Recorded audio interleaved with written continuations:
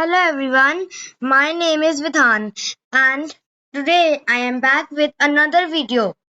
Today's video is about the age of exploration. You must be asking, what is the age of exploration? Let me tell you. It was the period when the Europeans set out to sail around the world, when there was a need for spices, cotton and other items. They wanted to gain knowledge about the world.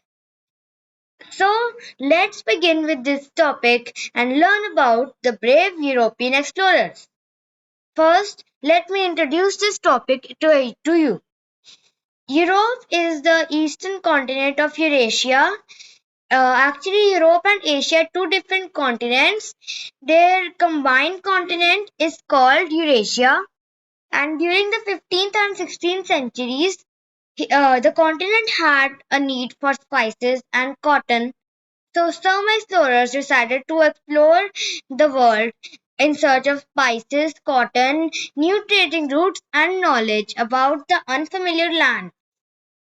So, like today, the European food is a little bit not spicy. Like in Indian food, we add a lot of spices. So these spices were found in India, and presently India is known as the country of spices. Sri Lanka, earlier known as Ceylon, Southeast Asian countries like Indonesia and Thailand. Indonesia and Thailand, they are in the Southeast Asia, and there some spices are also found in there. And the Moluccas or Maluku Islands in western Indonesia, which were earlier known as the Spice Islands. Here, as you see, this is India that I am circling. This island over here, this is Sri Lanka. And these are the Molucca or Moluccas Islands. Next. So let me tell you the reason behind this need of the Europeans. So some of you must know the Ottoman Empire, which is the present day Turkey. It ruled a large part of the Middle East, Asia, Northeast Africa and Southeast Europe. The Ottomans were dominating empire in the 14th century. So the Europeans had a land trading route from Greece to Turkey to Asia. Here you can see here. They have a route over here and over here. Their route was from Greece to Turkey to Asia, and from Moldova to Russia to Asia. So this was the route, and there was a small way to reach Istanbul. Like here, Istanbul is present over here. It is the capital of uh, Turkey. It was almost it is one of the largest cities in Turkey, and it was captured by the Ottomans in the 14th century. By this way, Ottomans could reach the East European countries. Like the Ottomans only ruled this much part here. Only this much part they ruled. In the 14th century, they got control of this part. In this part, they could reach to Europe and capture all of these areas.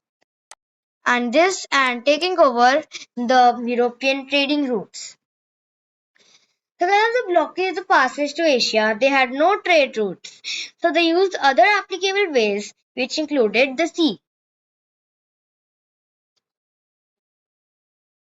Now let's start with our topic, the European explorers who traveled around the world. Number one is Bartolomeo Diaz. Bartolomeo Diaz was born in 1450 CE and he died in 1500 CE. He was a Portuguese born explorer. He was a knight at the court of King John II of Portugal. So, a knight is a person who protects the king from dangers, and the king in this case was King John II of Portugal. Here is the image of King John II. Here I have circled it. This is King John II of Portugal. So in the year 1487, he set sail to India with three ships. He wanted to sail to India to get the spices. So he was the first European to reach the southern tip of Africa in 1488, because the way to India was through the from the African continent, if you say so. And he reached the southern tip of Africa in 1488. So he reached a cape. What is a cape? A cape is a large piece of land that is extended into the ocean. At that cape, a great storm broke out. His ships almost sunk, but he and his crew survived. Thus, he named this cape the Cape of Storms. And fun fact, where the cape of this cape is located, a town over there is named the Cape Town, and it is because of this name, the Cape of Storms. Okay, and this Cape of Storms name stayed for only a small time, so I'm going to tell you about that. Instead of sailing forward into the Indian Ocean, he turned backwards and went back to Portugal, and he didn't went to India. King John was satisfied of his voyage because he sent Bartholomew to the voyage, and he must be satisfied, or he will uh, send him again to the voyage. So Diaz's voyage to Africa opened new sea trading routes of Asia by the Indian and Atlantic Ocean. As you can see, this is the route that Bartholomew took while traveling to the Africa. So this is the route he went from Africa, and here this is the Cape of Storms.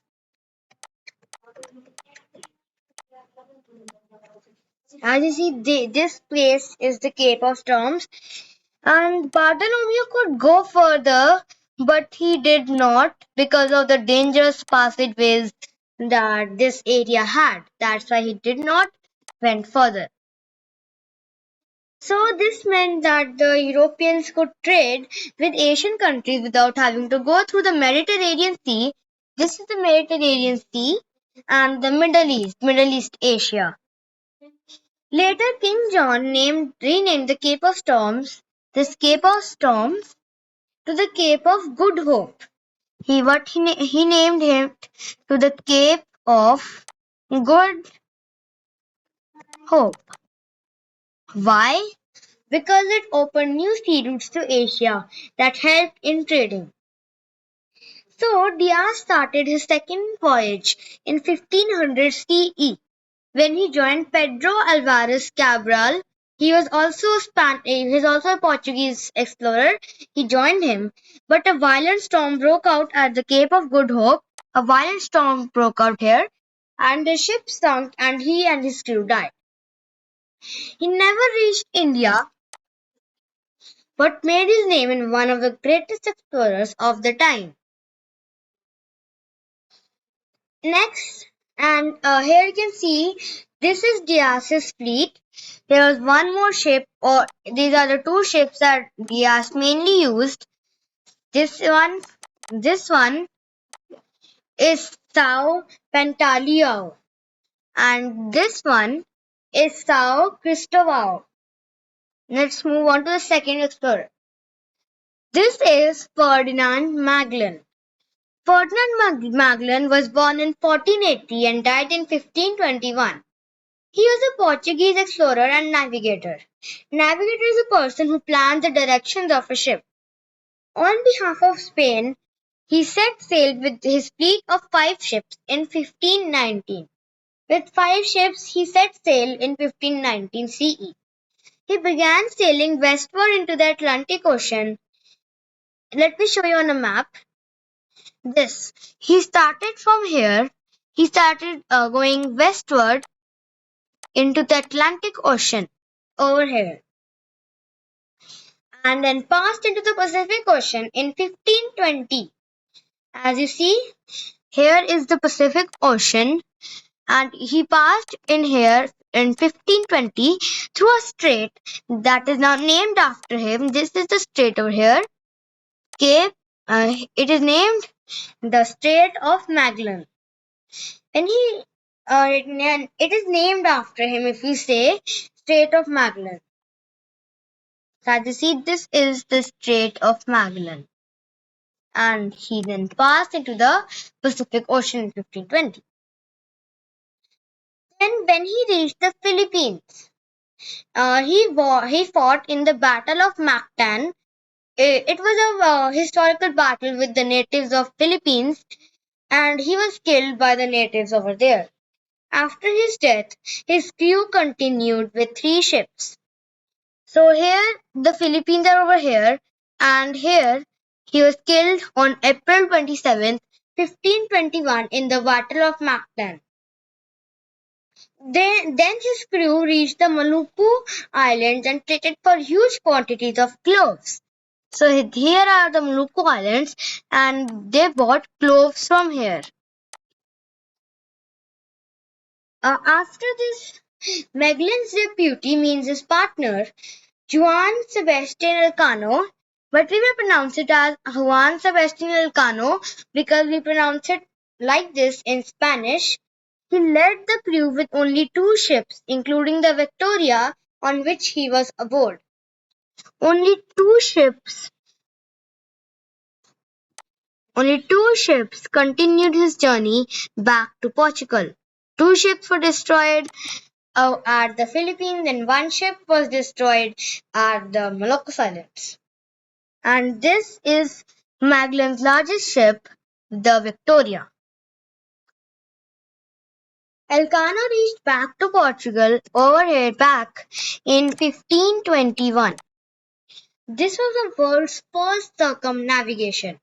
What do we mean by circumnavigation? Circumnavigation means to go around the world, to sail around the world. Magellan's voyage proved that the earth was round.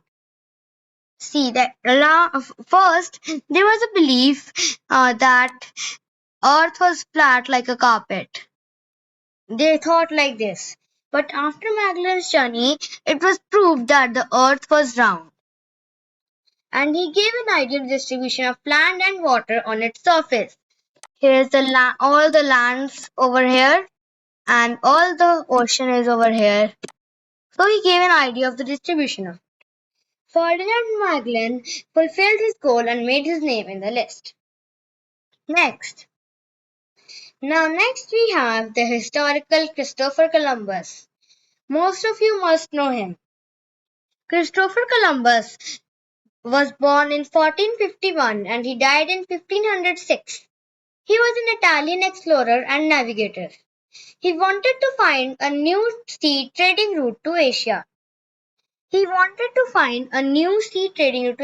As I had told you, with the help of King Ferdinand II. This is King Ferdinand II and Queen Isabella I.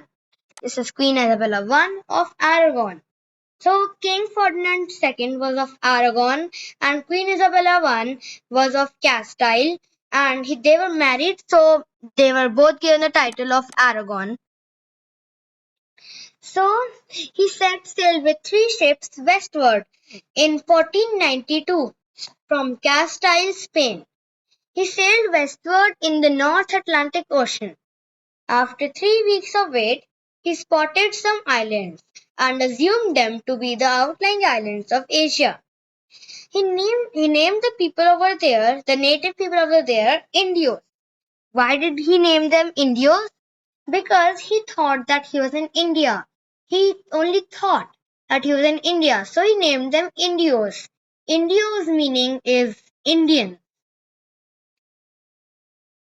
So then he named the people over Indios. He then returned back to Spain. His friend Amerigo Vespucci, an Italian traveler, cartographer, and navigator,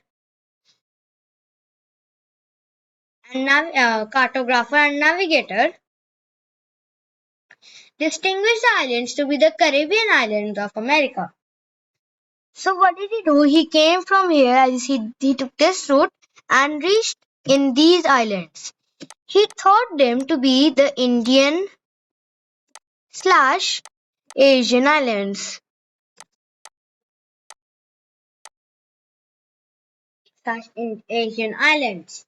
But when he went back, then Amerigo Vespucci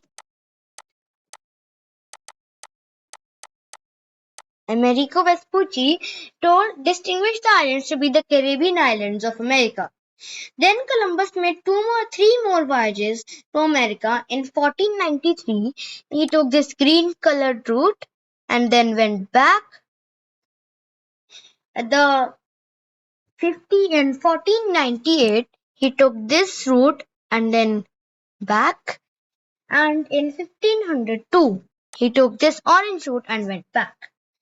He visited the Caribbean islands of Cuba, Haiti, Dominican Republic, etc., southern coast of North America, and some coast of South America. He used the ships La Nina. This here is La Nina. La Nina. This one is La Pinta, and this one is Santa Maria, out of which Santa Maria was one of the largest ships of Columbus and La Pinta being one of the fastest ships. In 1506, he died because of an unknown illness. He died in 1506 because of an unknown illness which made his eyes bleed and gave him fever.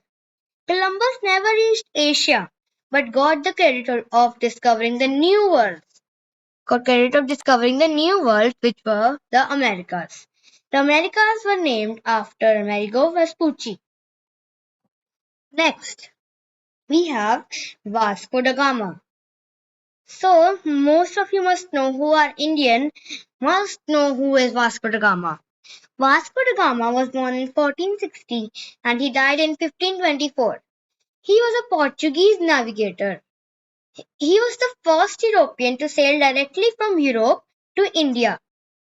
Means he started in Europe and without stopping anywhere he reached India. He set sail in 1497 from Lisbon, Portugal. He sailed into the Atlantic Ocean and used Bartholomew's route for the starting. Like the Bartolomeu Dias, the route he made at Portugal, he used that for starting and went on in his own route then.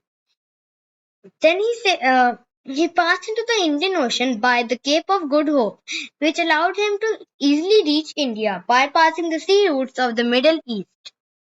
He reached Calicut, now Kozhikode, in India. The king of Calicut welcomed him and Da Gama brought gifts for him. The king didn't like the gifts, so he sent him back. Then journey back to Portugal was harsh for them. Let me show you. This is Calicut, as this is the dot marking it. This is Calicut in India. He started from here, used Bartholomew's route, went to India.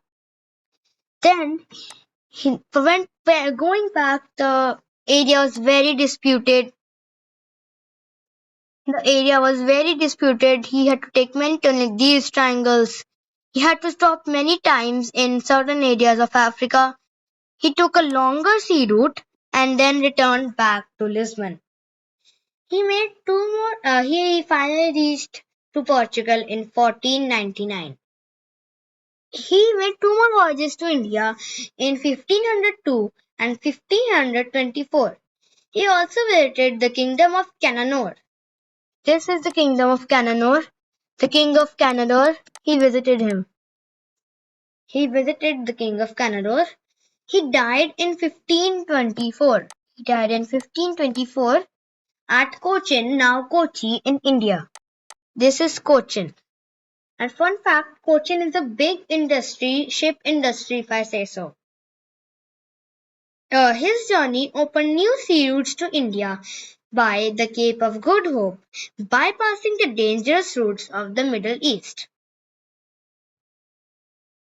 So, this is our topic, all of what we have talked about today. Thank you everyone for watching my video.